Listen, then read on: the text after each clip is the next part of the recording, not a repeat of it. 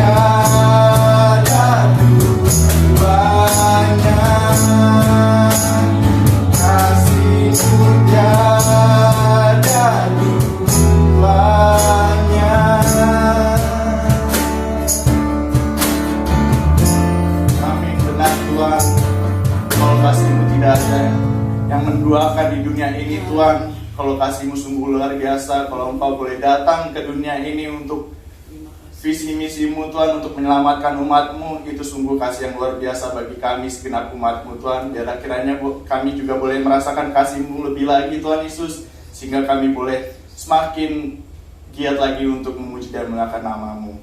Terima kasih Yesus. Kalau pada pagi hari ini Tuhan, kami kembali berkumpul Tuhan, baik pelayan tempat ini maupun pribadi dan juga keluarga di kediamannya masing-masing Tuhan. Biarlah kiranya Engkau lawati setiap kami ya Tuhan Yesus. Engkau berikan kami damai sukacita Tuhan, supaya ketika kami datang untuk memuji dan memuliakan nama-Mu, kami juga boleh merasakan kasih-Mu yang begitu nyata dalam kehidupan kami ya Tuhan Yesus. Engkau juga pimpin Tuhan ibadah raya ini Tuhan, dari awal pertengahan hingga akhirnya. Biarlah kiranya Roh-Mu saja Tuhan yang bekerja di tempat ini dan juga di kediaman kami masing-masing ya Tuhan Yesus.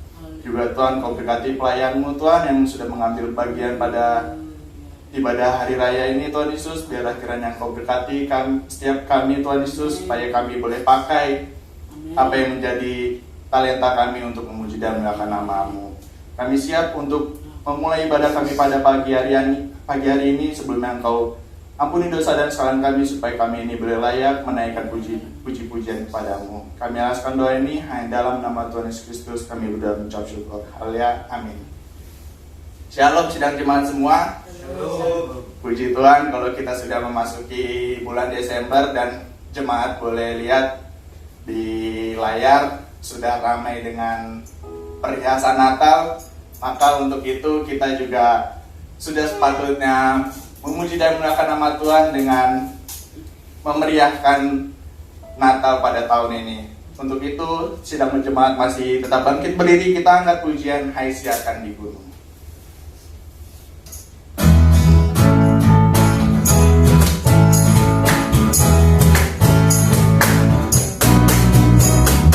Hai siarkan di gunung, ibu kita di mana jua. Hai siarkan di gunung, lahirnya Al-Masih. Hai siarkan, hai siarkan di gunung, ibu kita di mana jua. Hai siarkan di gunung, lahirnya Al-Masih. Waktu kau gembala menjaga dombanya, terpancar dari langit cahaya mulia. Hai siarkan, hai siarkan di gunung, ibu kita di mana jua. Hai siarkan di gunung, lahirnya Al-Masih. Katakan hai siarkan, hai siarkan di gunung, ibu kita di mana jua.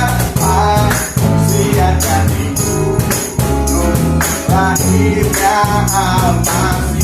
Waktu kau gembala, di waktu kau gembala menjaga dombanya, terpancar dari langit cahaya mulia.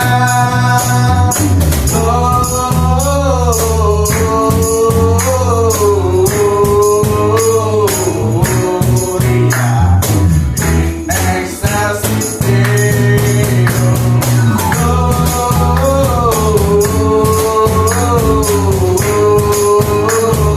Gloria in excelsis Deo. Katakan dari pulau dan benua, dari pulau dan benua, terdengar selalu lagu pujian semua bagi nama penebus. Gloria,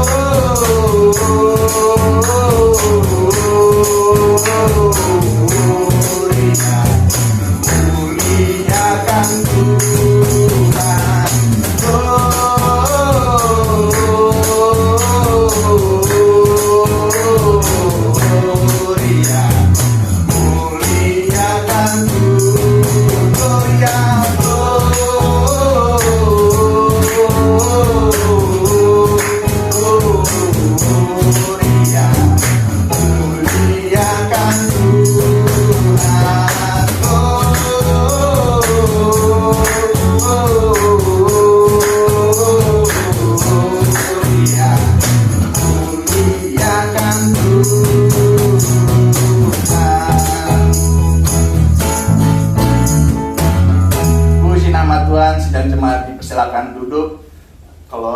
pujian ini kita sudah merasakan sukacita Natal, semangat Natal untuk memuliakan Tuhan.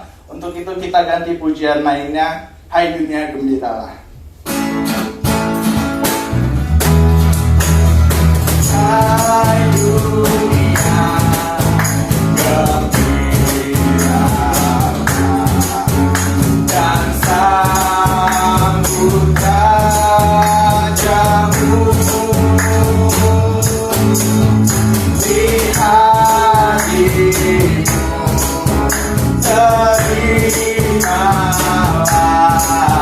bersama bersyukur, bersama bersyukur, bersama-sama bersyukur. Joy to the world, joy to the world, the Lord is come. Let us receive our King.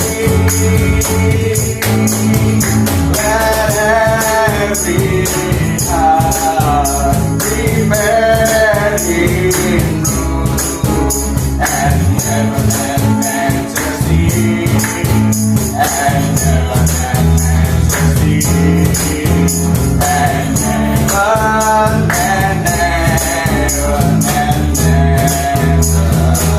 Hai dunia, hai dunia gembiralah dan sambut Rajamu. Lihat dirimu, terimalah bersama bersyukur, bersama bersyukur, bersama-sama bersyukur. Kalau pujian ini mengatakan kita dituntut untuk bersyukur karena kita tahu kalau Tuhan kita, Raja kita sudah datang ke dunia, sehingga kita patut berbahagia karena kita disebut dengan anak-anaknya. Dan kita adalah anak-anak Raja surga. Untuk itu kita ganti pujian kita dengan 1000 lilin nyalakan.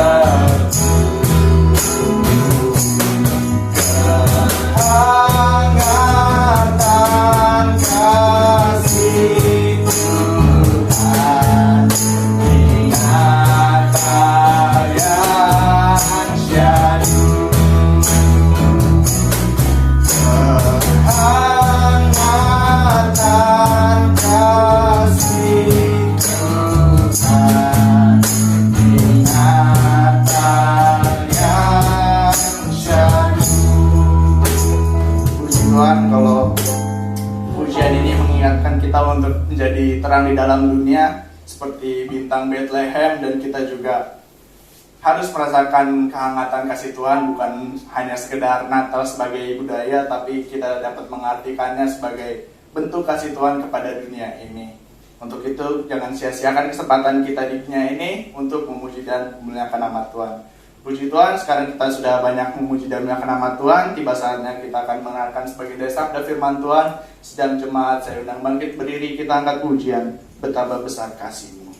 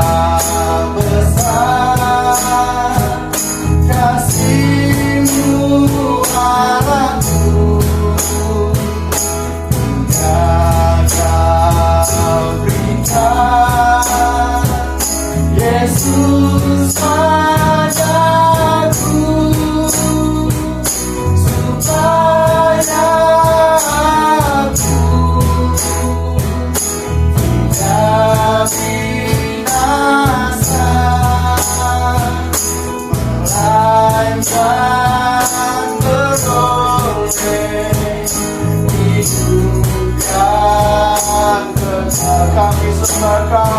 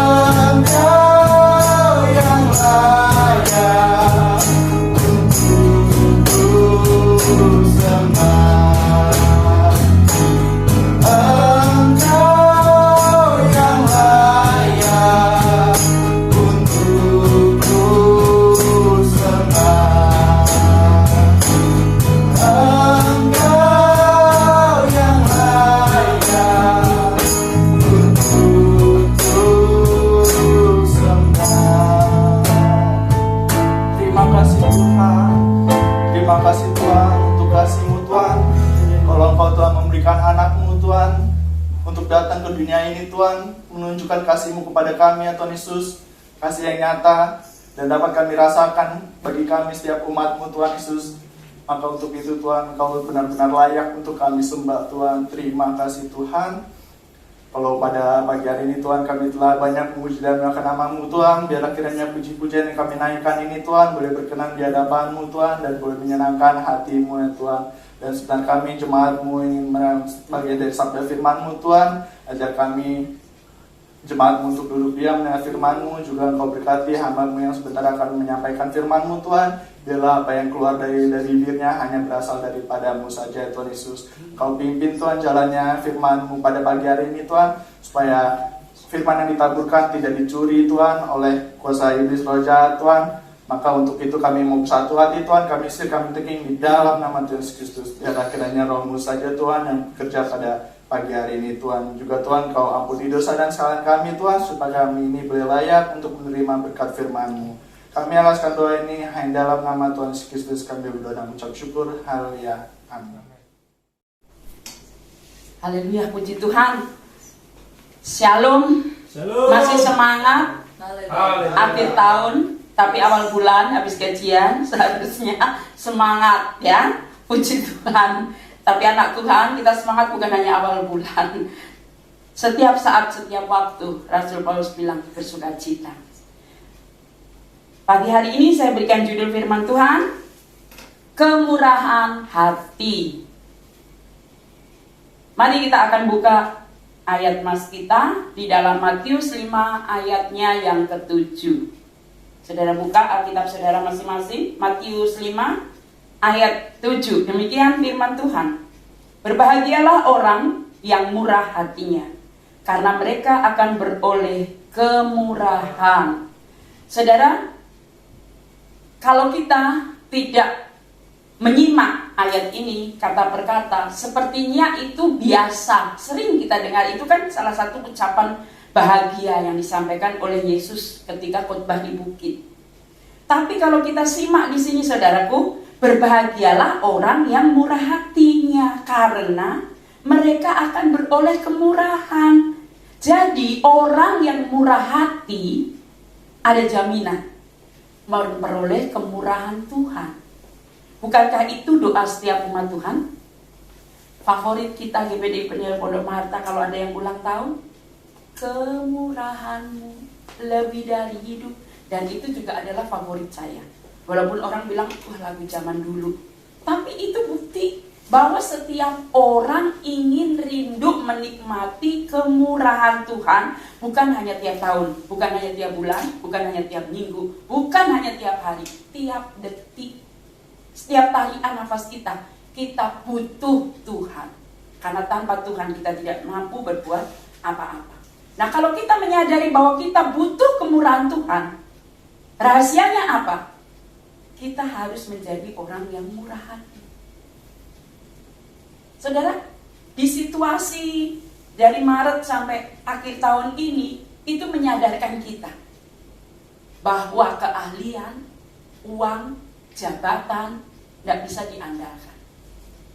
Semua orang tersungkur bersujud di kaki Tuhan ketika menghadapi apa yang namanya penyakit yang membuat orang takut.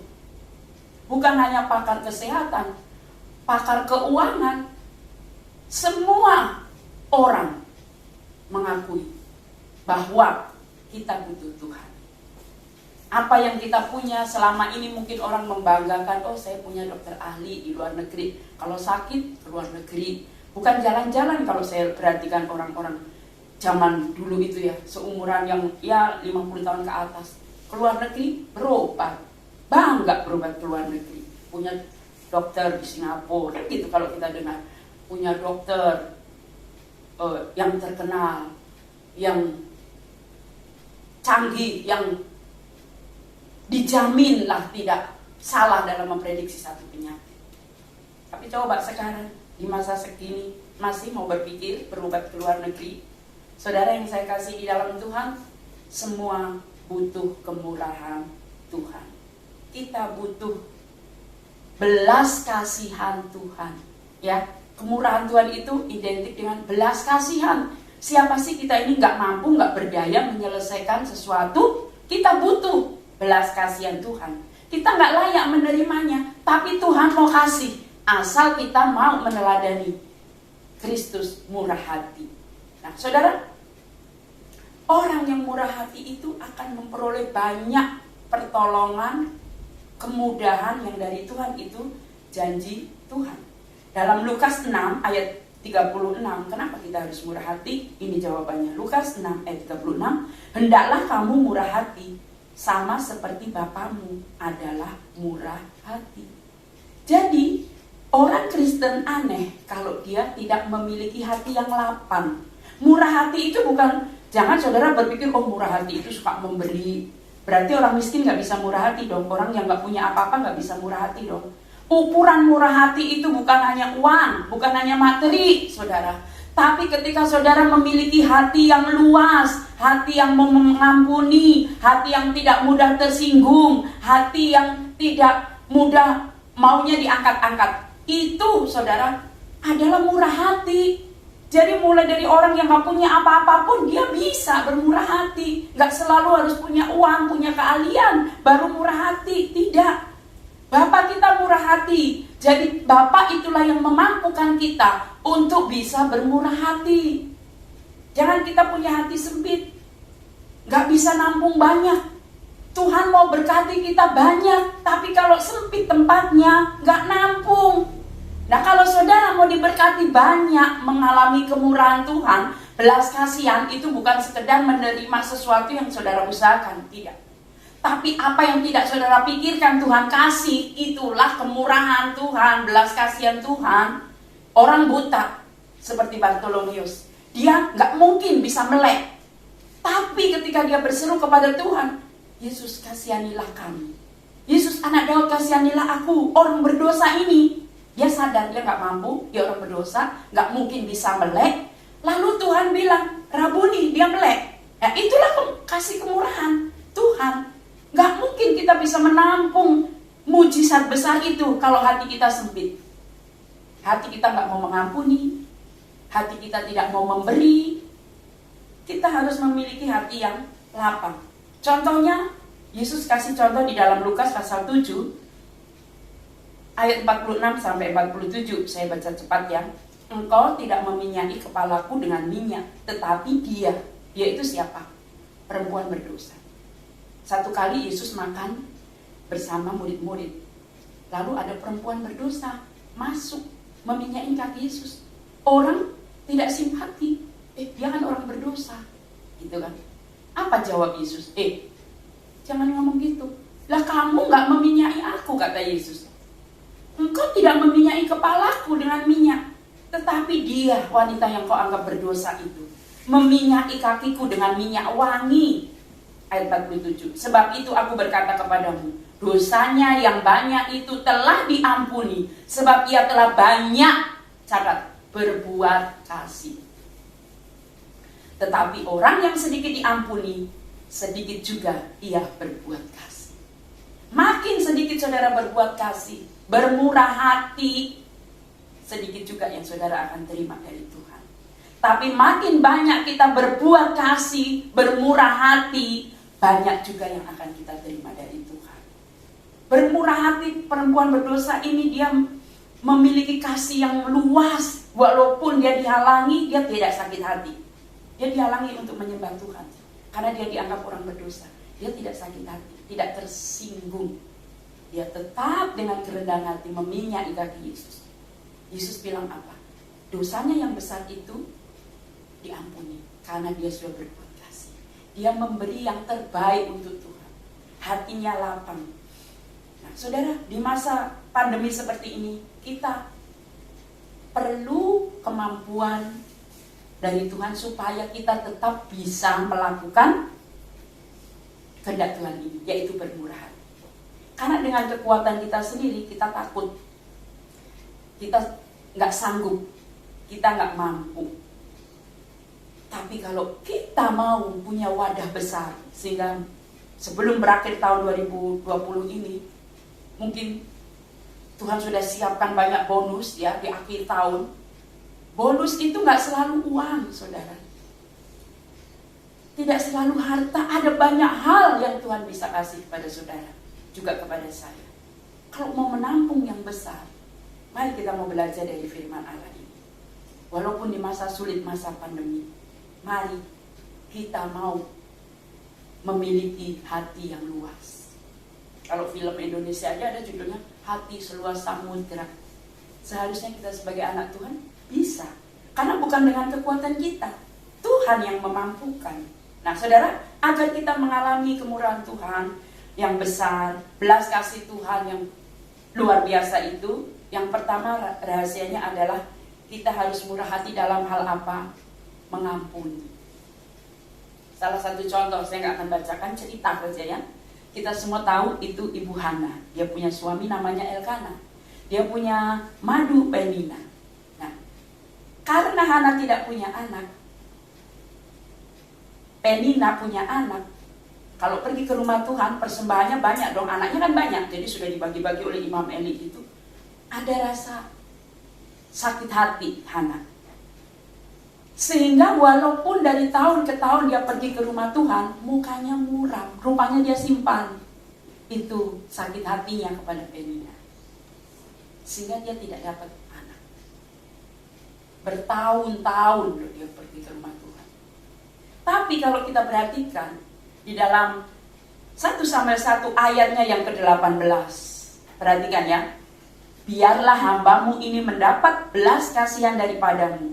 Lalu keluarlah perempuan itu mau makan dan mukanya tidak muram lagi. Ini rahasia. Kenapa akhirnya Hana yang kandungannya sudah ditutup, sudah bertahun-tahun dia pergi ke rumah Tuhan, doanya nggak didengar karena hatinya muram. Dia berdoa tapi simpan sakit hati. Tapi ketika dia buang itu sakit hati, dia nggak muram lagi, dia mau makan. Tahun depan langsung melahirkan anak laki-laki yang dia minta kepada Tuhan itu, yaitu Samuel, yang nantinya akan menjadi nabi yang besar di Israel.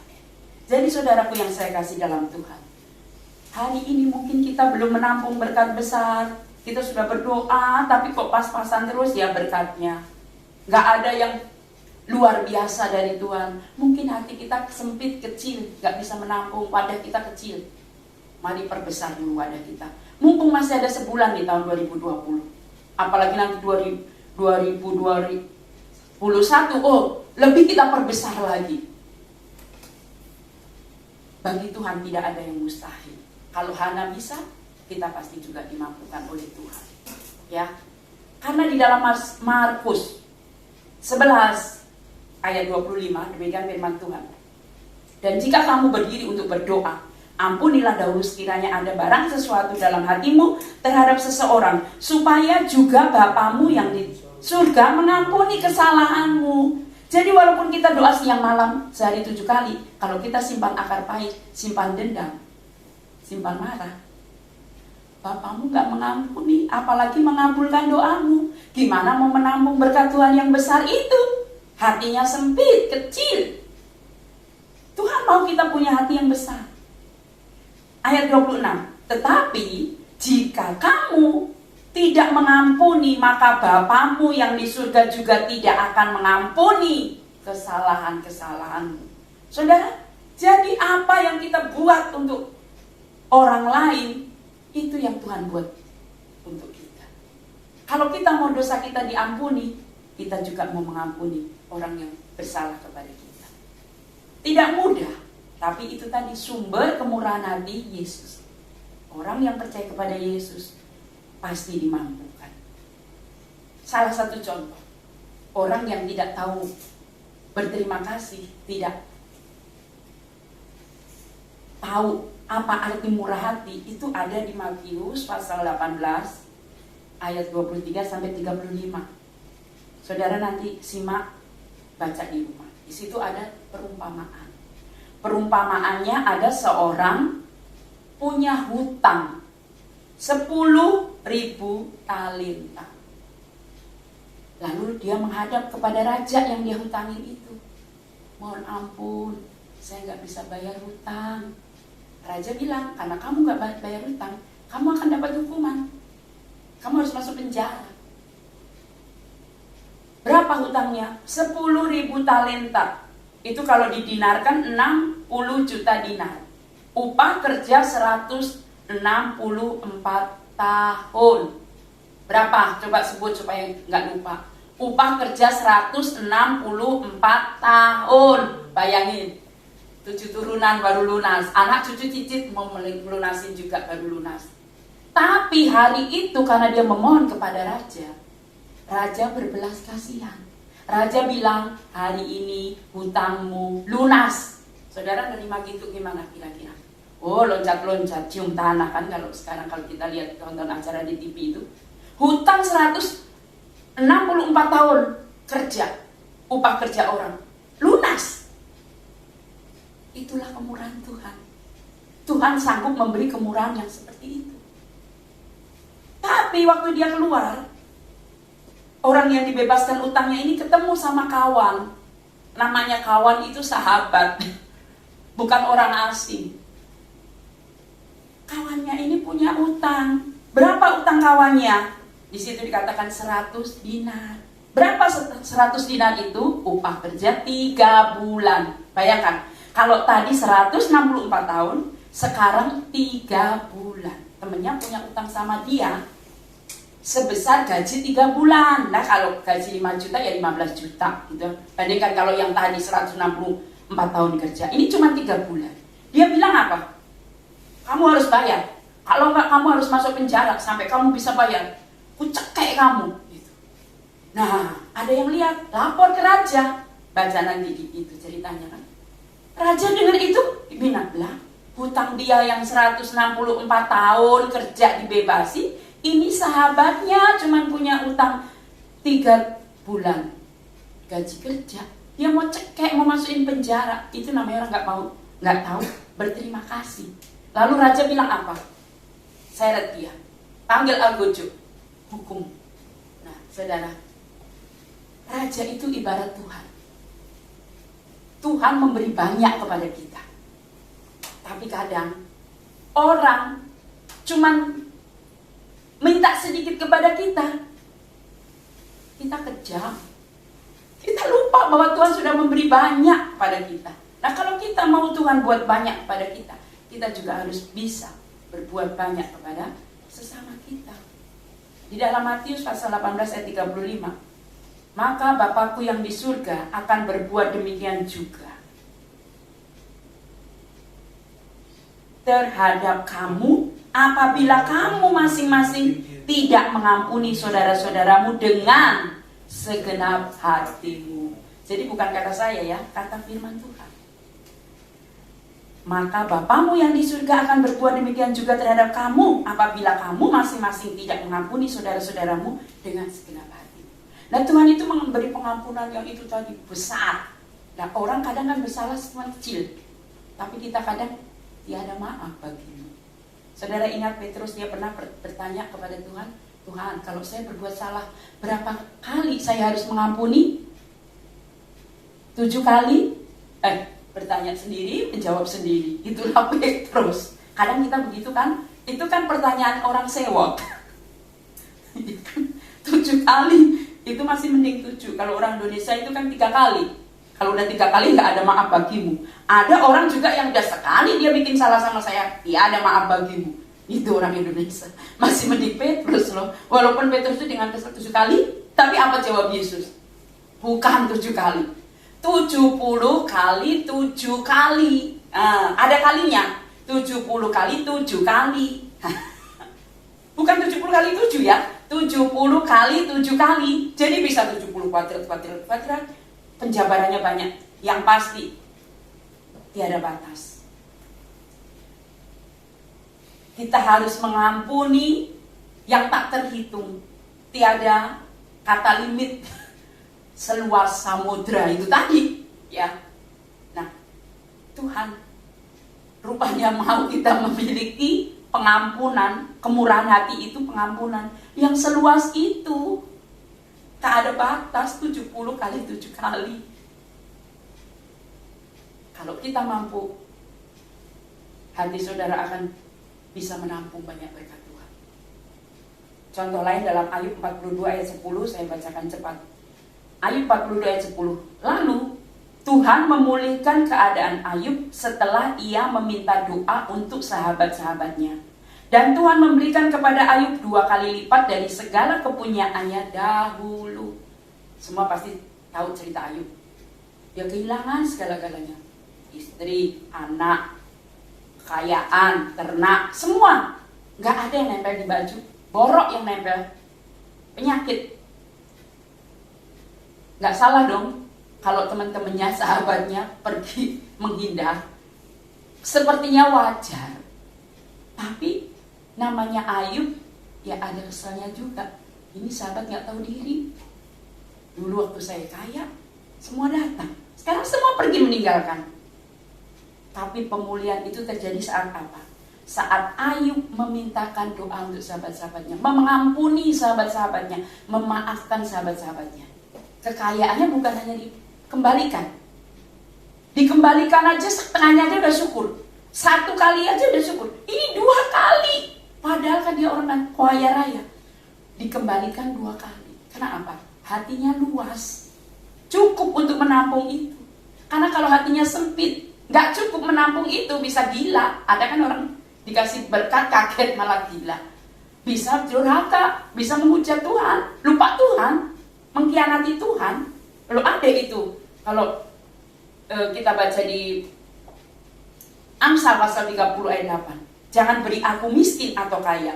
Ayat yang ke-9, singkat saja ya. Supaya kalau aku kenyang, aku tidak menyakalmu. Berarti ada orang kenyang, orang diberkati, malah melupakan Tuhan. Jangan pikir orang sombong itu orang kaya saja.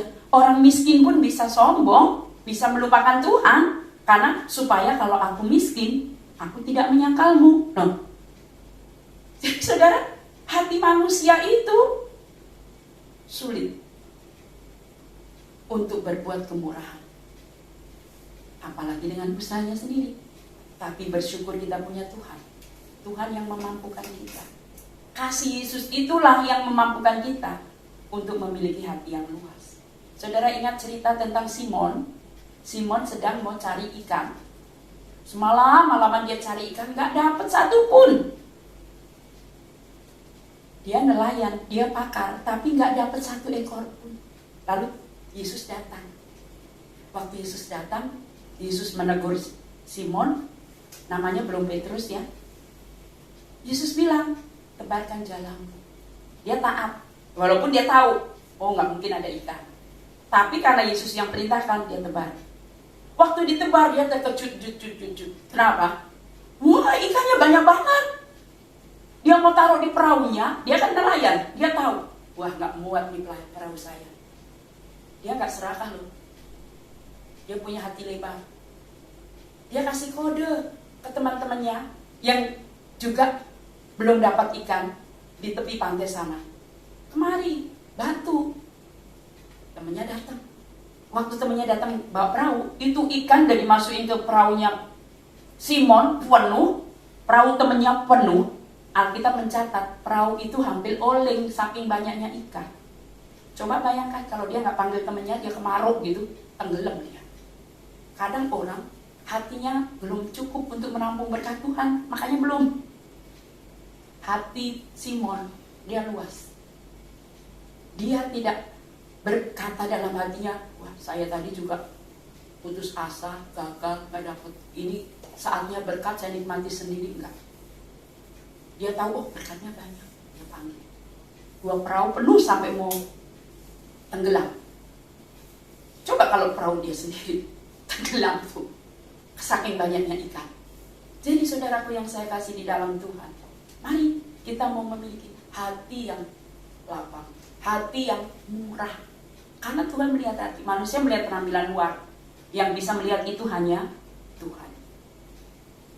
Yang kedua, murah hati bukan hanya mengampuni, tapi murah hati dalam hal memberi. Itu semua kita sudah tahu ya. Kalau namanya murah hati itu terjemahannya bahasa Indonesianya sudah murah hati, itu orang sudah konotasinya memberi. Nah, tapi saya akan kasih contoh ke Ibu Hana lagi dalam 1 Samuel 2 ayat 21. Hana, dia mandul punya anak. Kira-kira bisa enggak Hana ini ingkar janji sama Tuhan? Bisa saja. Kalau hati Hana enggak luas, kalau Hana enggak memiliki hati yang murah hati. Cuman satu ya. Masa baru disapih lepas susu dia harus kirim ke rumah Imam Eli? Saudara tahu bagaimana itu keadaan rumah Imam Eli? Kacau balau. Anak-anaknya nakal. Imam Elinya juga gak pernah dapat penglihatan. Istilahnya sudah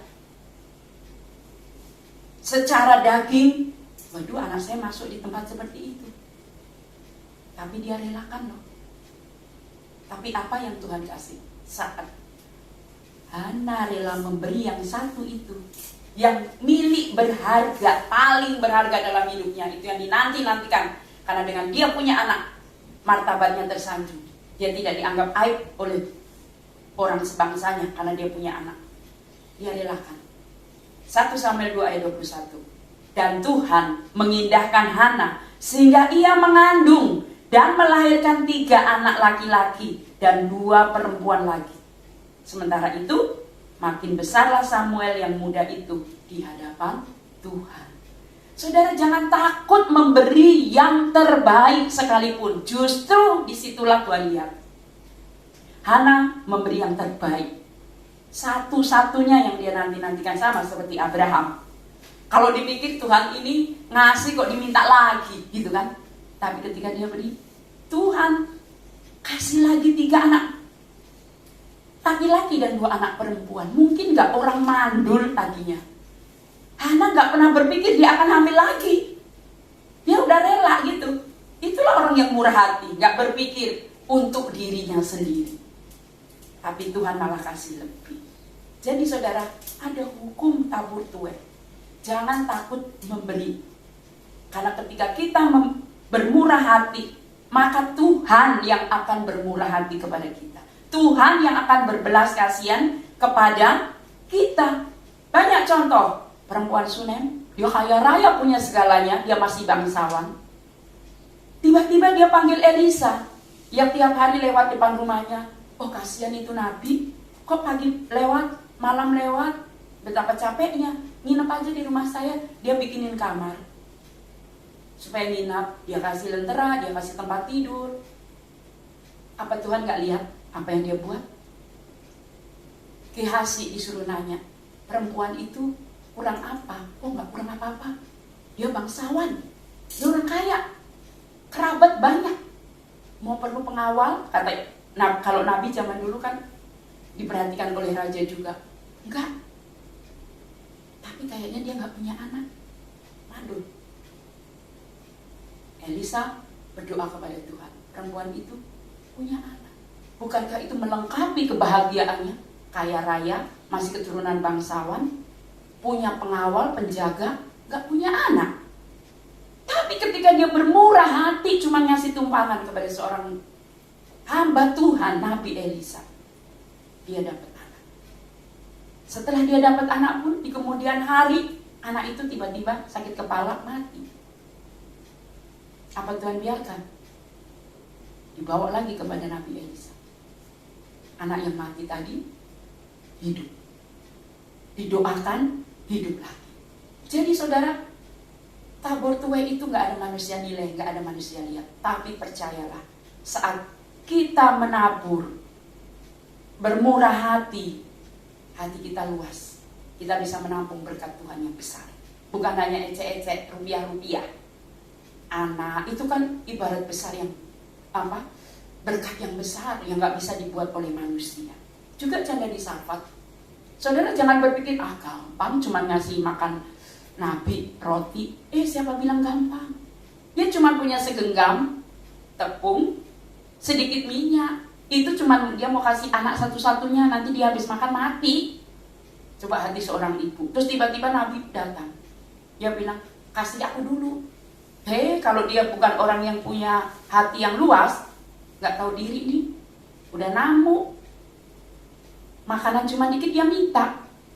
Berapa kali kita berpikir begitu? Saya sendiri kadang kalau ngelihat orang seperti itu kan gini, ini gak tahu diri banget, iya kan? Kadang kita menilai orang seperti itu. Tapi orang yang berlapang hati, dia bilang apa? Dia terus terang, cuman ini, gak mungkin saya kasih anak saya, nanti habis itu dia akan mati, nunggu kematiannya. Tapi Elisa bilang, Tuhan bilang kasih dulu sama aku. Nah, karena dia sebut nama Tuhan, dia tahu Tuhannya orang Israel itu pernah membelah Laut Merah, gitu kan, pernah melakukan banyak mujizat. Kalau Tuhanmu yang suruh, aku lakukan dah. Jadi apapun yang saudara lakukan didasari nama Tuhan.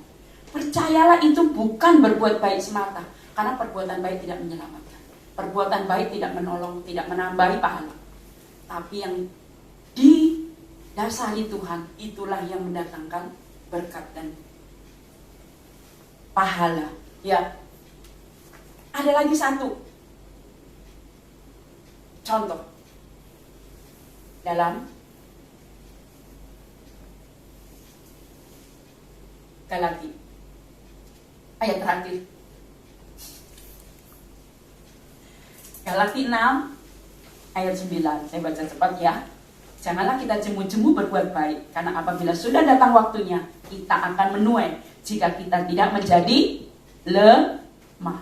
Saudara lemah berbuat baik. Kadang di masa corona gini ya, untuk diri sendiri aja susah, masa mau berbuat baik gitu kan. Tapi kalau kita mau memiliki tempat yang luas sehingga Tuhan mau curahkan berkatnya yang dahsyat luar biasa, kita harus belajar ya, punya hati yang luas. 1 Yohanes 4 ayat 19, kita mengasihi karena Allah lebih dahulu mengasihi kita. Jadi saudara, kalau kita dikecewakan itu biasa. Tapi kita bisa membalas orang yang mengecewakan kita dengan kebaikan. Itulah yang disebut berbesar hati, bermurah hati, ya. Memaafkan biasa lah. Kalau cuma buka sepatunya kesenggol, maaf gak? Gampang gak maafin? Gampang. Tapi memaafkan orang yang menyakiti kita, itu yang tidak gampang. Nah, memberi, kalau cuma ngasih permen semua orang bisa. Tapi memberi dengan pengorbanan, itulah yang disebut bermurah hati. Bersyukur biasa, tapi bersyukur saat kita gak punya apa-apa, itulah yang disebut bermurah hati.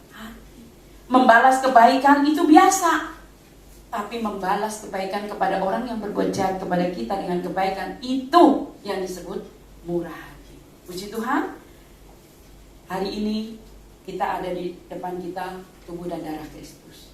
Tadi kita sudah baca firman, bahwa kalau kita masih simpan dendam, akar pahit, walaupun kita makan tubuh dan darah Tuhan, kita tidak akan mendapatkan sesuatu yang dari Tuhan. Bukankah kita mau oleh bilunya sembuh? Kita mau kita diberkati Tuhan? Sebelum saudara mengambil tubuh dan darah Kristus, kita mohon ampun dulu kepada Tuhan, supaya Tuhan beri kita hati yang luas, dimampukan memaafkan, mengampuni, sehingga ada mujizat terjadi dalam hidup kita. Penyakit kita disembuhkan, beban dosa kita diangkat, karena kita sudah belajar untuk membuka hati buat orang lain.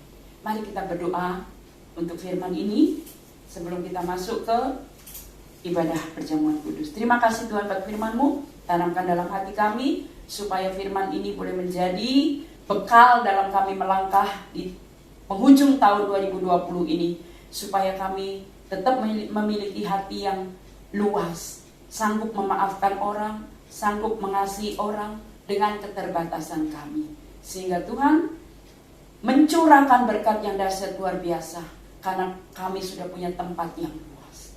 Dalam nama Yesus kami berdoa. Amin.